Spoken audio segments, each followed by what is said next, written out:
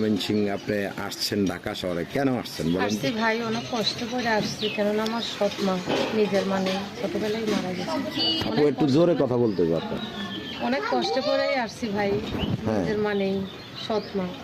মানুষের বাড়ি কাজ করে আগে খাইতাম, এখন পার্লারে কাজ করে খাই। খুব কষ্টেই আসছি ভাই। এই যে পার্লারে কাজ করলে নাকি অনেক টাকা ইনকাম করে মানুষের অনেক টাকা তো ইনকাম করে, তাদের দোকান, নিজস্ব দোকান থাকতে হয়। পরের দোকানে কাজ করি, বেশি টাকা দেয় না, 300, 200, 400 এরকম, যখন যা হয় তখন চলবে। আচ্ছা, এই যে 300, 200, 400 টাকা দিয়ে কি সংসার চলে? না চললেও চালাইতে হয় কষ্ট করে, গরিবের যা অবস্থা। আচ্ছা, গরিব হইলে যা হয়। আচ্ছা, তো আপনার গ্রামের বাড়ি কোথায় বললেন? ময়মনসিংহ। ময়মনসিংহ। হ্যাঁ। ময়মনসিংহ কোথায়? ময়মনসিংহ কলাদুয়া। আচ্ছা, তো এই যে ময়মনসিংহের মেয়েরা নাকি সবসময় স্বামীকে বেশি আদর করে।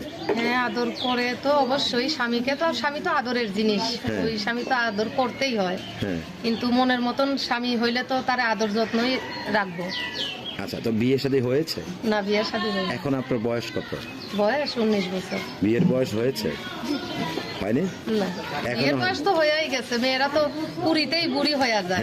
বিয়ের বয়স অবশ্যই হয়েছে। তার মানে এখনো কুড়ি হয়নি, বুড়িও হন নাই নাকি? হ্যাঁ, কেননা বিয়ের শাদী করতে গেলে একটা এই জীবন পার্টনারটা হইতে হইব নিজের মনের মতন।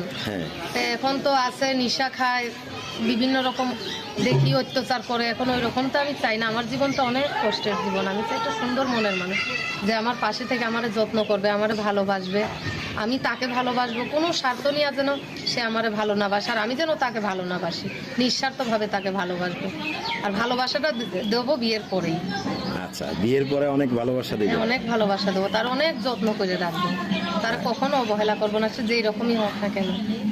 এই যে বিয়ের পরে অনেক ভালোবাসা দিয়ে অনেক যত্ন করে রাখবেন, আসলে যার কাছে বিয়ে বসবেন তার বয়সটা কেমন হতে হবে? তার বয়স যেই রকমই হোক, যেন তার মনটা অনেক সুন্দর হয়, আমি গরিবের মেয়ে যেন আমার কোনো অবহেলা না করে।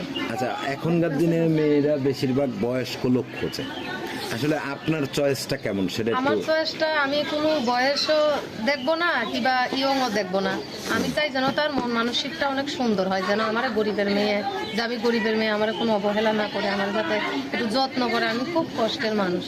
আচ্ছা, এই যে খুব কষ্টে আপনি বড় হয়েছেন, এত কষ্ট কেন হয়েছে জীবনে? এত কষ্টে এখন আল্লাহ লেখা দিচ্ছে। মানে বাবা মা কি? বাবা মা বলতে নিজের মা নেই, ছোটবেলায় মারা গেছে।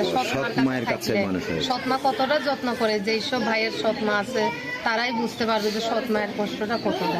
আচ্ছা, তো আসলে এই যে আপনার সাথে যদি কেউ যোগাযোগ করতে চায় কিংবা কেউ যদি আপনার পাশে দাঁড়াতে চায়, কিভাবে দাঁড়াবে, কিভাবে? ভাই, আমার যদি পাশে দাঁড়াইতে চায়, আমার তো টাচফোন নেই, আমার বাটামালা একটা সেট আছে, নাম্বার আছে, আমার নাম্বারে যোগাযোগ করে আমার সঙ্গে যোগাযোগ করতে পারবে। আচ্ছা, তো আসলে এই যে মানে আপনার নাম্বারে যোগাযোগ করবে, দেশে বিদেশে অনেক মানুষ আপনাকে ফোন দিতে পারে, তো আপনি জেনে শুনে কি নাম্বারটা দিতে চান?